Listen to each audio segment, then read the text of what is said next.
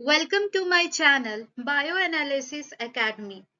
तो आज हम लोग डिस्कस करने वाले हैं टीआरई 3 का TGT science 9th to 10th question of science, जिसमें कि हम लोग आज बायोलॉजी का क्वेश्चन स्पेशली डिस्कस करने वाले हैं। 25 क्वेश्चंस है, तो चलिए स्टार्ट करते हैं। पहला क्वेश्चन क्या है? First question, which of the following is not a bisexual plant?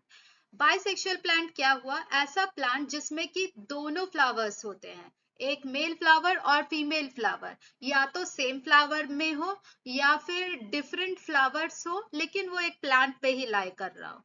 तो पहला ऑप्शन क्या है? पपाया। पपाया में क्या होता है कि मेल फ्लावर का अलग ही प्लांट होता है और फीमेल फ्लावर का अलग ही प्लांट होता है। तो पपाया क्या हो जाएगा? डायोइशियस हो जाएगा, ये बाइसेक्सुअल प्लांट नहीं होगा। व्हाइट मलबेरी मोनोइशियस है, मतलब कि इसके अंदर एक ही प्लांट के अंदर डिफरेंट फ्लावर्स है, मेल का अलग फ्लावर है और फीमेल का अलग फ्लावर है। और फिर वाटरमेलन, वाटरमेलन भी मोनोइशियस है। इसका भी अलग फ्लावर है, मेल का अलग और फीमेल का अलग फ्लावर है। तो विच of the following is not a bisexual plant? इसका आंसर क्या हो जाएगा? इसका आंसर हो जाएगा papaya. Following is the appropriate use of cow dung? Cow dung में सबसे ज्यादा मीथेन पाया जाता है, और फिर उसको हम लोग किस चीज के लिए यूज करते हैं? बायोगैस में भी यूज करते हैं। और फिर यहाँ पे ऑप्शंस मेडिसिन है, फ्यूल है, मैन्यूअर है। तो as a medicine in Ayurveda we use it as a medicine. Fuel जलाने के लिए उपयोग करते हैं हम लोग काव केक को। फिर उसके बाद मैन्यूअर, एज अ मैन्यूअर भी यूज करते हैं in the fields. So the answer is more than one of the above. The main third question, the main plant body of bryophyte is? So bryophytes are the first first plant in plant kingdom. They are also known as the amphibians of plant kingdom. Bryophytes को कहा जाता है। अब bryophytes में जो main plant body होता है वो क्या होता है? मेनली जो है गैमेटोफाइटिक होता है, और हम लोग को पता है gametes are haploid in nature, so the main plant body is haploid, and the other part sporophyte is dependent on the gametophyte. sporophyte जो कि diploid होता है और वो जो है gametophyte पे dependent होता है, इसीलिए मेन प्लांट बॉडी ब्रायोफाइट का क्या हो जाएगा? हैप्लॉइड हो जाएगा। Fourth number question, metamerically segment body is present in the following phylum? तो किस फाइलम में मेटामेरिकली सेगमेंट बॉडी होता है? मेटामेरिकली सेगमेंट बॉडी से क्या समझ में आता है? मेटामेरिकली हो गया, इसका मतलब कि body is divided into the segments. तो किसमें किसमें है? ऑर्थ्रोपोडा में होता है, एनिलिडा में होता है और कॉर्डेट्स में होता है हमारा मेटामेरिकली सेगमेंटेड बॉडी। तो स्टीनोफोरा में तो नहीं होगा, तो आंसर इसमें ऑप्शन क्या हो जाएगा? बी भी है, सी भी है, so more than one of the above answer हो जाएगा D option. The question number 5, the genus Panthera includes? तो अब जीनस पैंथेरा किस में आता है? लायन को हम लोग कहते हैं पैंथेरा लियो, और लियोपार्ड का नाम है पैंथेरा पार्डस, और वॉल्फ जो है कैनेडी का है, तो फिर ये तो पैंथेरा का आता नहीं है, इसीलिए इसका आंसर जो हो जाएगा जीनस का, तो more than one of the option number D is the right answer. Next coming to question number 6, क्या है? In the monocotyledons the vascular bundles have no? तो मोनोकॉट्स में क्या होता है कि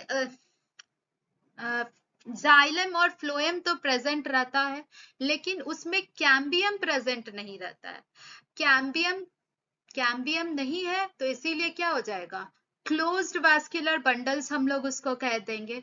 और कैम्बियम का काम क्या है, it increases the secondary growth, secondary growth increase of the girth is due to the cambium. So monocot में ये एब्सेंट होता है, इसीलिए ये वैसा का वैसा ही स्टेम रहता है और ये बड़ा नहीं रहता है, मोटा नहीं होता है। तो इसका आंसर क्या हो जाएगा, कैम्बियम हो जाएगा। Question number 7. Which of the following is not a connective tissue? As we know that blood is a connective tissue. Fluid connective tissue होता है.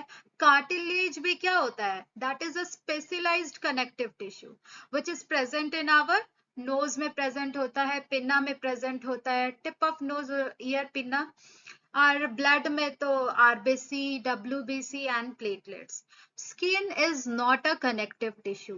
स्किन जो है ऊपर में एपिथेलियल टिश्यू होता है और डर्मल में हो जाएगा आपका fluid connective tissue. So it is not a connective tissue. Skin is considered as an organ. So इसका आंसर क्या हो जाएगा, स्किन हो जाएगा। It is not a connective tissue. Question number 8. The amount of the filtrate formed by the kidneys per minute is called. तो फिर filtrate जो है, जो फॉर्म होता है किडनीज में पर मिनट, उसको हम लोग क्या कहते हैं, उसको हम लोग कहते हैं ग्लोमेरुलर फिल्ट्रेशन रेट। एक चीज और, the functional unit of kidney is known as nephron. ठीक है। और जीएफआर जो होता है, जीएफआर हम लोग का जो in a healthy individual it is 125 millilitre per minute, मतलब 180 लीटर पर डे। फिर इसके बाद question number 9, which part of the human ear vibrates in response to sound from the external source. कोई भी एक्सटर्नल सोर्स जो कि हम, कोई भी आवाज जो आती है सुनने के लिए जो ईयर वाइब्रेट करता है, तो सबसे पहले जो वाइब्रेशन होता है वो कहाँ होता है, टिम्पेनिक मेम्ब्रेन में होता है। ठीक है। टिम्पेनिक मेम्ब्रेन, उसको हम लोग क्या कहते हैं, tympanic membrane is also known as the ear drum. और फिर वहां पे फिर उसके बाद जो है छोटे छोटे ऑसिकल्स होते हैं, मिडिल में ऑसिकल्स होते हैं ईयर ड्रम के बाद। वो 3 बोन्स होते हैं जिसको हम लोग कहते हैं मेलियस, इनकस एंड स्टेप्स। उसके बाद क्या होता है, वो मैसेज कन्वे करते हैं इंटरनल ईयर को, जिसको कोक्लिया कहते हैं। और फिर कोक्लिया जो है वो मैसेज किसको देता है, नर्व्स के थ्रू ब्रेन को देता है। और फिर वो फिर उसको लगता है कि हाँ आवाज आया। Next question number 10, which of the following is not a natural resource? तो which of the following is not a natural resource? Natural resource जो कि naturally present है environment में, जो कि हम लोग को फ्री ऑफ कॉस्ट मिल जाता है। फॉर एग्जाम्पल जैसे वाटर, एयर, सॉइल। तो यहाँ पे इलेक्ट्रिसिटी तो मैन मेड है, वो बनाया गया है through the thermal power plant और हाइड्रो इलेक्ट्रिक पावर प्लांट। तो ये इसका answer, it is not a natural resource, क्या हो जाएगा, इलेक्ट्रिसिटी हो जाएगा। Coming to question number 11, This decrease of ozone layer has been linked to the use of। अब ओजोन लेयर प्रेजेंट कहाँ होता है, ओजोन लेयर स्ट्रेटोस्फेयर में प्रेजेंट होता है and it helps to prevent the ultraviolet rays from coming to the earth. और फिर अब डिक्रीज ऑफ ओजोन लेयर घट क्यों रहा है, वो इसके कारण क्लोरोफ्लोरोकार्बन के कारण घट रहा है और क्लोरोफ्लोरोकार्बन के कारण। तो इसका ऑप्शंस जो है मोर than one of the above हो जाएगा। अब ये करता क्या है, ये जो क्लोरोफ्लोरोकार्बन होता है उसका क्लोरीन जो है ओजोन के साथ रिएक्ट कर देता है और फिर उसके बाद और ऑक्सीजन को फ्री कर देता है और फिर हमारा ओजोन डिप्लीट करने लगता है और फिर ये तो decrease of ozone layer is cause due to CFC and HCFCs हो जाएगा. तो more than one of the above is the answer. Question number 12. Which of the following process the carbon return to the atmosphere as carbon dioxide? Option A, decayed organism. B, respiration. C, photosynthesis. तो अब decade organism कोई भी body अगर death हो जाती है उसकी, तो फिर वो क्या होता है, माइक्रो ऑर्गेनिजम्स बैक्टीरिया उसको डिकम्पोज कर देते हैं और फिर वो कार्बन डाइऑक्साइड रिलीज हो जाता है एटमॉस्फेयर में. तो ऑप्शन ए तो होगा. बी, रेस्पिरेशन का बाय प्रोडक्ट ही कार्बन डाइऑक्साइड है, तो फिर carbon dioxide return to the atmosphere. Option A भी करेक्ट है, बी भी करेक्ट है. फोटोसिंथेसिस में ऑक्सीजन रिलीज होता है, कार्बन डाइऑक्साइड कंज्यूम होगा, तो सी तो नहीं होगा. तो option D, more than one of the above is the right answer. Question number 13. Carbon dioxide is a green house gas due to its activity as it. अब carbon dioxide green house gas क्यों है? क्योंकि ये absorb करता है heat को. Absorb करता है हीट को, तो ये इसका आंसर क्या हो जाएगा? Option number A, absorb heat, और फिर उसको वापस नहीं जाने देता है. Next 14 number. Which of the following is the damaging effect of ozone layer to human health.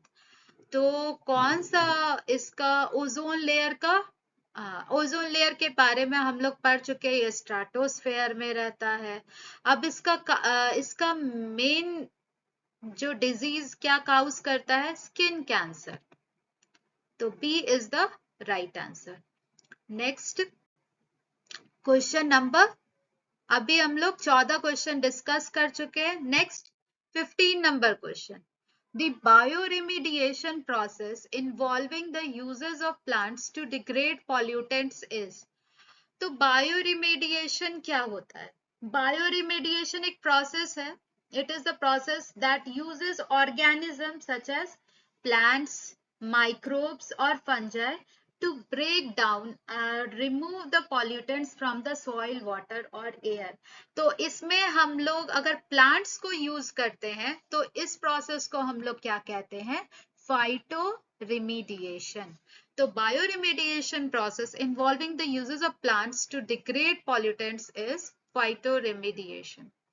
Question number 16. Which of the following minerals plays a major role in energy storage and transfer of ADP into ATP molecules? As we know, the full form of ATP is adenosine triphosphate. ये क्या है? Energy currency है. ये ATP का production कहाँ होता है? Mitochondria में होता है. तो ये स्टोर्ड है एटीपी. तो जब अब जरूरत पड़ा एनर्जी का तो एटीपी टूट जाता है, it breaks down to form the ADP, और फिर उसके बाद वो सेल्स उसको यूज करती हैं. तो नाम में ही फॉस्फोरस है, तो फॉस्फोरस इसका आंसर होगा. और फॉस्फोरस का काम क्या है? फॉस्फोरस सेल मेम्ब्रेन में भी पाया जाता है. Phosphorus is essential for DNA. DNA में भी जरूरत है फॉस्फोरस का, आरएनए में भी है, एंड सेल मेम्ब्रेन, और फिर and for the cellular functions and energy metabolism. Question number 17. Earthworms breathe through. Earthworms के पास कोई स्पेशल ऑर्गन नहीं रहता है for breathing like lungs, but it has a skin, moist skin होता है जिससे कि वो ब्रीथ करता है. And earthworms are eco friendly as they and they are farmers friend. ये क्या करता है?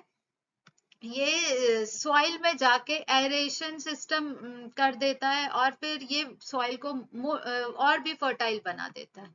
तो अर्थवर्म्स ब्रीथ थ्रू द, यहाँ पे मेरा ऑप्शन क्या हो जाएगा? स्किन हो जाएगा. Question number 18. Which of the following carries deoxygenated blood to the lungs from the right ventricle? अब कौन सा ब्लड जो है डीऑक्सीजनेटेड, कौन सा डीऑक्सीजनेटेड ब्लड को कैरी करता है हार्ट से to the lungs from the right ventricles. तो अब हम लोग थोड़ा सा देख लेते हैं हार्ट का स्ट्रक्चर कैसा होता है। ठीक है, हार्ट का स्ट्रक्चर ये 4 चैम्बर्ड हार्ट होता है, ऐसा 4 चैम्बर्ड हार्ट होता है। और फिर इधर से deoxygenated blood comes through the vena cava, ये वेना केवा से आया। और ये वाला जो है ये राइट एट्रियम कहते हैं इसको, इसको कहते हैं राइट वेंट्रिकल्स। और इधर वाला हो गया लेफ्ट आर्ट्रियम और लेफ्ट ऑरिकल्स, और इधर हो जाएगा लेफ्ट वेंट्रिकल हो गया। अब क्या होता है कि ये जो वेना केवा से राइट एट्रियम में ब्लड फ्लो किया, ये क्या है, डीऑक्सीजनेटेड ब्लड है। और फिर यहाँ पे ये ब्लड फ्लो किया राइट वेंट्रिकल्स में।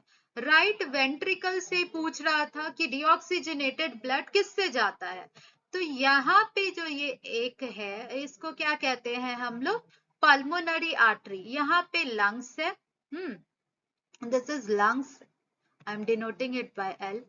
यहाँ पे ये जो डीऑक्सीजनेटेड ब्लड है ये लंग्स के पास जाता है ताकि ये ऑक्सीजनेट हो जाए, और फिर ये लेफ्ट आर्ट्रियम के पास आएगा, और फिर लेफ्ट वेंट्रिकल के पास, और फिर आओर्टा से पूरे बॉडी पार्ट्स के पास चला जाएगा। तो राइट वेंट्रिकल से जो मेरा ब्लड फ्लो करता है तो वो उसका नाम क्या है, this is known as the pulmonary artery, pulmonary artery, pulmonary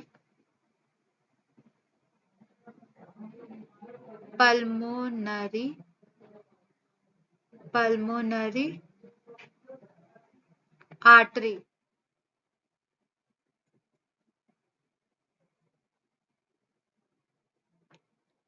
pulmonary artery, artery का काम क्या है, ये ऑक्सीजनेटेड ब्लड को करता है, लेकिन ऑक्सीजनेटेड ब्लड कैरी करता है, but here it is deoxygenated blood, this is the exceptional. Artery carries the blood away from the heart, so here the blood is carried away from the heart to the lungs for oxygenation.